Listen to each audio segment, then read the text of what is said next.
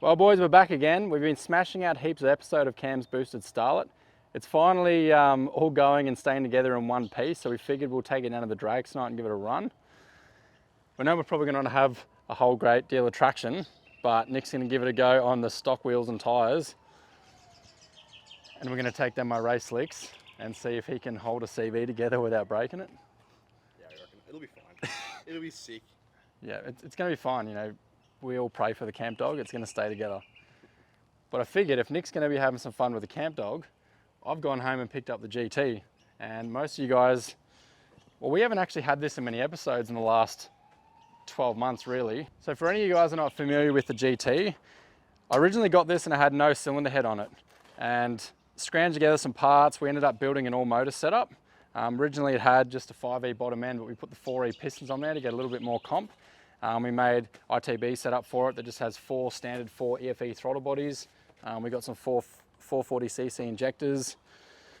So yeah, bit of a bunky setup. It makes about 110 horsepower on the dyno. So we've got a C160 6-speed, and it's got a short final drive from standard, so it really does bring it on and yeah, runs through the gears really quick.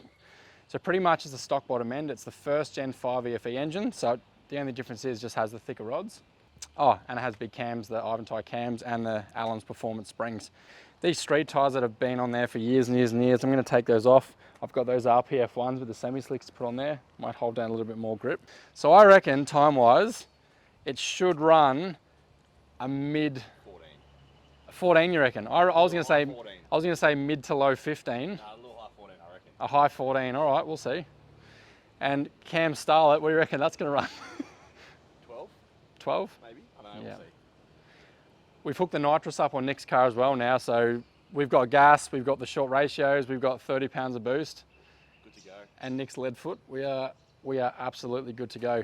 But when you look at the state of this, we're going to have to give it a clean before we go anywhere today. Poor thing, we've had rats living in here. It's been in the shed, so we haven't had any water go anywhere, but yeah, it definitely needs a little bit of love.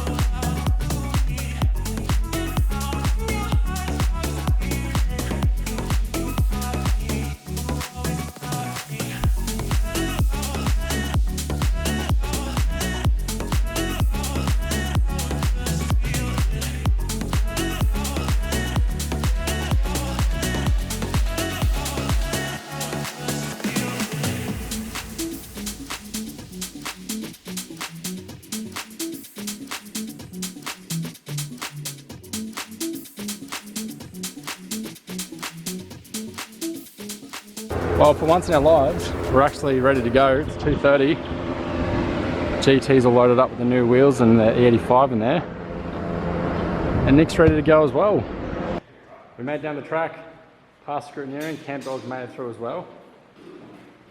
I was begging him, run those stock wheels for a first run, but... We'll do it for the last runs. Yeah. One of the later ones, because then, like I was saying, if we just do a fat burnout the whole way down the track, I don't care if I get kicked off because I've already done my run. That is probably just going to bounce off the limiter, and Nick's suggesting it'll probably end up breaking something. So, we've got the race slicks off the blue car. Is he going to break a drive shaft? Definitely. Camp dog, camp dog. But I mean, these are like, these drive shafts are probably rated to 60 Newton meters. One of them's a second-hand, like, ancient one that was in your fucking shelf, remember? Yeah. And now we've got 370 Newton meters down to the ground.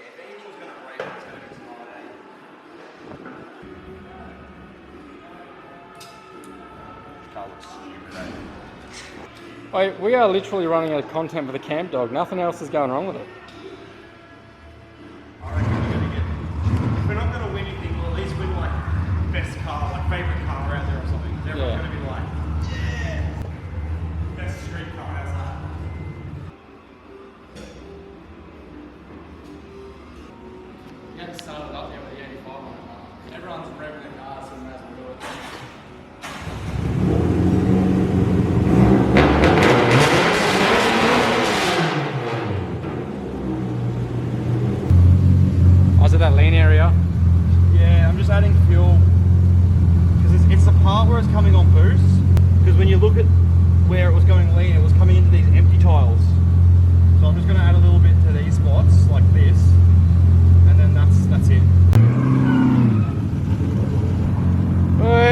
straight up. Yeah, just gonna get the cameraman out there and fucking give it a go. I'm just gonna take this first one easy as.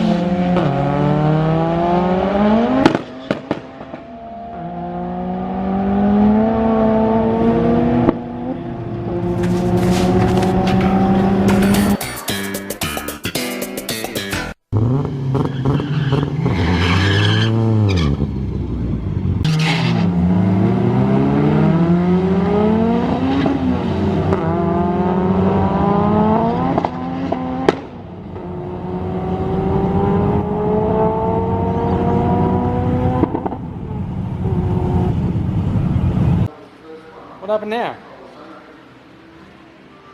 15-0. Yeah. What? You just want to rate me on the finish line. It's a little bit quicker than yours. There's no way that's going to run a 15. I'll make it run a 15 if you want.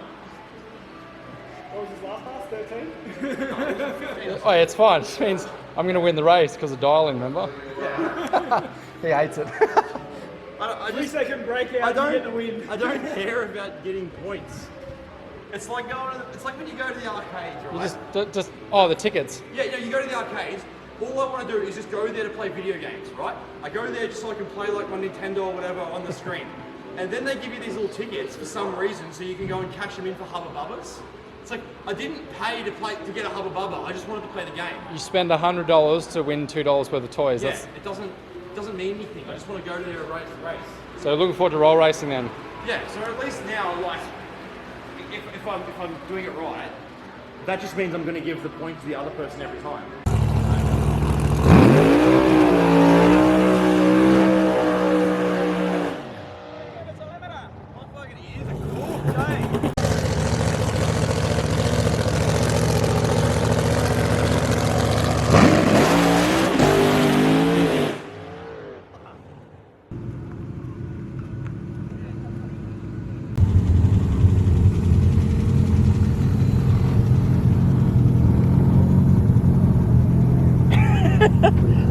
He's got the gas on, he's ready. I'll try, I don't know, like, no promises. Do I only get one run? Yeah, mate. Only one? Make sure it's a 15, eh? The perfect lap.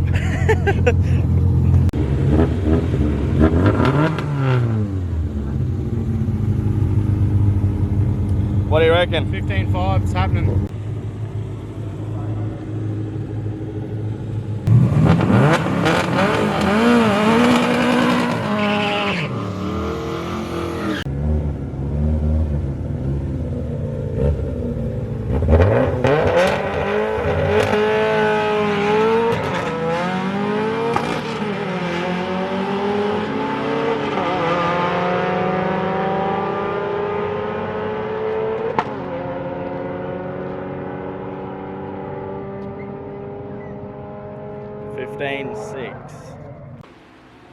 Nick's going to race his Starlet and the bottom alternator nut's missing. That will get you out of trouble. It is so hot though. I may lose a couple of miles an hour from the exhaust leak, but it'll be well worth it. I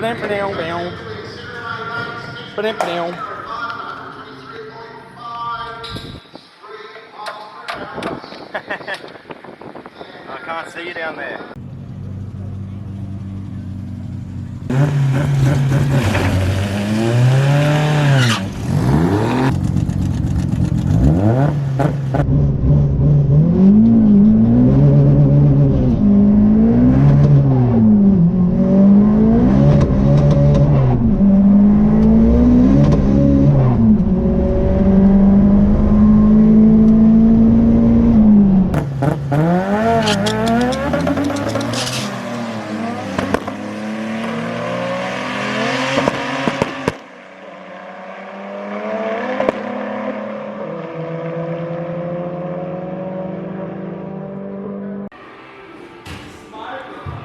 Was that breaking down the top end, or that was just me?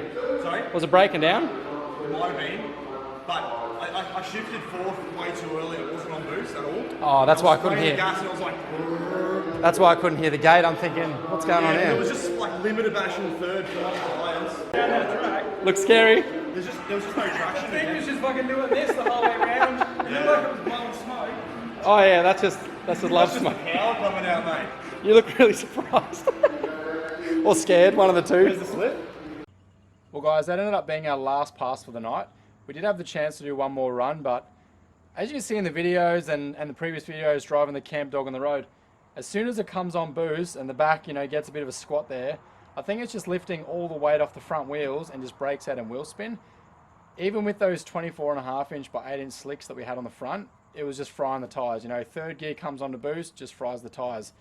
We go and grab fourth gear a little bit earlier, and we're not even on boost. We're hitting the nitrous, the car's barely sort of moving and getting going. So we decided just to pull the pin and end it there.